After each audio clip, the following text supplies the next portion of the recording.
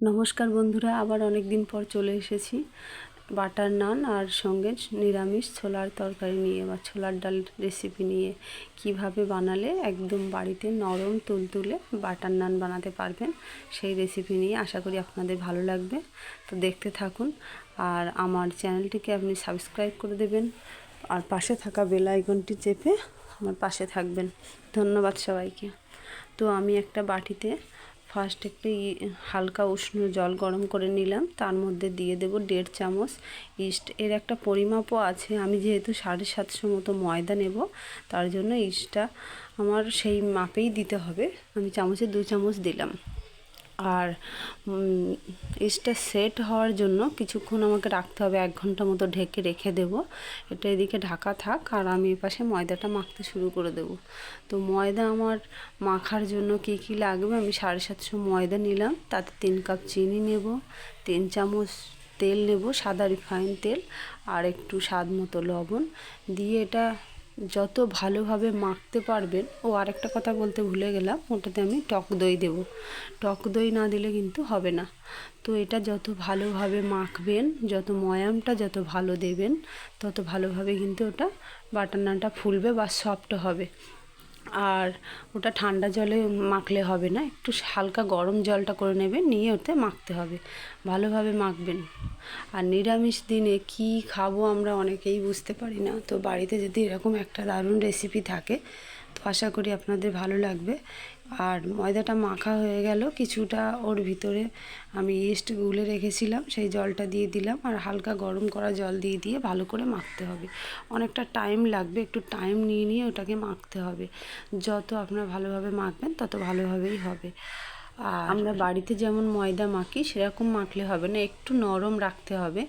আর এটা মাখার পর যাতে হাওয়া না ঢোকে সেইভাবে দম বন্ধ করে অবস্থায় 3 থেকে 4 ঘন্টা রাখতে হবে। তো আমার মাখা হয়ে গেছে, তার উপর হালকা করে একটু তেল দিয়ে দিলাম, দিয়ে আর একবার ভালো করে মেখে নেব, নিয়ে ওটাকে ঢেকে রেখে দেবো সেট হওয়ার জন্য।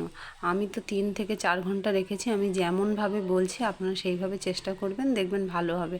আর একটু পর 3 থেকে 4 ঘন্টা পর আপনাদের খুলে দেখাবো কতটা ফুলে গেছে আর কতটা সফট হয়েছে। দেখুন দেখুন কতটা ফুলে গেছে, দেখছেন কতটা নরম বা তুলতুলে সফট হয়েছে। এটাকে আরও একবার ভালো করে মেখে নেব, নিয়ে গোল গোল লিচি কেটে নেব। এটা আমরা যেমন রুটি বেলি বা লুচি করি সেরকম ছোট নিলে হবে না, একটু মোটা টাইপের করতে হবে, সেই কারণে একটু বড় দলা করতে হবে, মানে ডোটা বানাতে হবে। সেইভাবে আপনারা করবেন, মানে বেলবেন একটু যাতে মোটা থাকে, বাটার ব্রাশ করে এটাকে আমাকে করতে হবে। তো আমি একসাথে পেরে উঠবো না, সেই জন্য একটু বেলে রেখেছিলাম, বেলে রাখলাম সবগুলো। দেখুন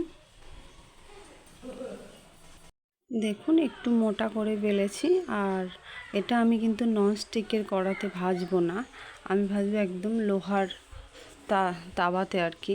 হ্যাঁ ঠিকই শুনছেন, লোহার তাওয়াতে এটা কিন্তু ভালোও হয়। আমি বাটার একটা বাটিতে আগে একটু লিকুইড করে নিয়েছিলাম যাতে আমার দিতে সুবিধা হয়, তার জন্য একটু চামচে করে আমি দিয়ে দিলাম। আর আঁচটা রাখবেন গ্যাসটা একটু মিডিয়াম রেখে দেবেন, হাই দিলে বেশি পুড়ে যাবে আর লো দিলে একটু অসুবিধাই হবে। তো দেখুন আমি কিভাবে চেপে চেপে করছি, ওই দেখুন ফুলে উঠছে কত ভালো। এবার চারিপাশে একটু চামচ দিয়ে দিয়ে বাটার দিয়ে দিলেই কত সুন্দর তৈরি হয়ে যাচ্ছে নরম তুলতুলে বাটার নান। তো দেখুন আপনাদের হয়তো ভালোই লাগবে এই রেসিপিটি। সহজ পদ্ধতিতে বাড়িতে চাইলে আমরা এইভাবে বানিয়ে নিতে পারি। তো এটা বাড়ির সবাই খেয়ে আমার খুব ভালোই বললো, আপনারা খেয়ে বলবেন কেমন লাগছে। বাড়িতে অবশ্যই একবার ট্রাই করো, আর আমি যেভাবে তৈরি করলাম আপনারাও সেইভাবে ফলো করে তৈরি করবেন, আর আমাকে কমেন্ট করে জানাবেন যে কেমন লাগলো খেতে। আর কে কোথা থেকে দেখছেন আমাকে অবশ্যই জানাবেন।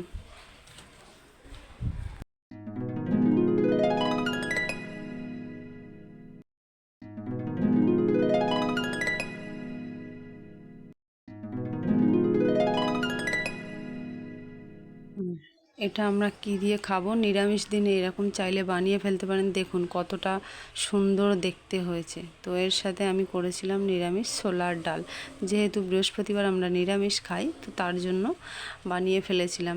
সেই রেসিপিটিও আপনাদের সঙ্গে শেয়ার করব। খুব সহজ পদ্ধতিতে আপনারা বাড়িতে চাইলেই এভাবে বানিয়ে ফেলতে পারবেন। আর ছোলার ডালের সাথে এই বাটার নানটা খুব ভালোভাবেই যায়। দেখুন কতটা নরম বা সফট। আর আমি ছোলার ডালটা আগে থেকে ভিজিয়ে রেখেছিলাম কিছুক্ষণ, 10-20 মিনিট মতো। তারপর প্রেসার কুকারে 2টো সিটি মেরে নিয়েছি। তো হয়ে গেছে আমার। এমনভাবে সেদ্ধ করতে হবে এটা মানে যাতে গলেও না যায়, আবার একটু শক্ত থাকে, সেই কারণে। তো আমি কড়াইতে দিয়ে দিলাম ফোড়নে শুকনো লঙ্কা, কালো জিরে, একটু টমেটো। কিছুটা ভাজা হয়ে আসলে তার মধ্যে দিয়ে দিলাম কাশ্মীরি লঙ্কার গুঁড়ো, ধনে গুঁড়ো আর কিছুটা আদা পেস্টের গুঁড়ো দিয়ে দিলাম। দিয়ে ভালো করে কষিয়ে নিতে হবে। তার মধ্যে আমি দিয়ে দিচ্ছি কিছুটা আলু ম্যাশ করে রেখেছি, সেই আলুগুলো এভাবে চেপে দিলে কি হবে, ঝোলটা একটু গাঢ় বা গ্রেভি হবে, দেখতে আরও ভালো হবে আর খেতেও খুব ভালো হয়। এভাবে একবার ট্রাই করে দেখো কতটা সহজ পদ্ধতিতে এভাবে ছোলার ডাল বানালে আপনাদের কত ভালো লাগবে। তো আমি তার মধ্যে দিয়ে দিলাম ছোলা, সেদ্ধ করে রাখা ছোলা, আর যে জলটা ছিল সেটা একটু বাড়িতে রেখেছি, কষানোর পর আমি দিয়ে দেব। আর এর ভিতর একটা মশলা আমি অ্যাড করলাম, এটা হচ্ছে ম্যাগি মশলা। ম্যাগি মশলাটা দিয়ে কষালে এত টেস্টি হয় আর খেতে এত ভালো লাগে, সেটা আপনারা না খেলে বুঝতেই পারবেন না। তো দেখুন আমার মানে অল্প জল দিলাম, যেহেতু সেদ্ধ করা ছিল, আর হয়েও এসেছে। আর যে ঝোলটা দেখতে পাচ্ছেন এটা হচ্ছে মানে রেখে দিলে কিছুক্ষণ ঝোলটা টেনেই যাবে। গরম মশলা দিয়ে নামিয়ে দিলেই গরম গরম পরিবেশন করলে খুব ভালো লাগবে। দেখুন দেখতে কতটা সুন্দর হয়েছে। আর আমি বেশি ঝাল দিইনি, যেহেতু বাড়ির বাচ্চা আছে, বাচ্চারা বড় সব বয়সীরা খেতে পারবেন। তো আশা করি আপনাদের ভিডিওটি ভালো লাগছে। খুব সহজ পদ্ধতিতে খুব তাড়াতাড়ি বাড়িতে বানিয়ে নেওয়া যায়, এতটাও কোনো ঝামেলার নয়। চেষ্টা করলে সবাই পারবেন। নমস্কার, আশা করছি ভালো লাগছে ভিডিওটি। সবাই ধন্যবাদ। সাবস্ক্রাইব করে দেবেন চ্যানেলটি।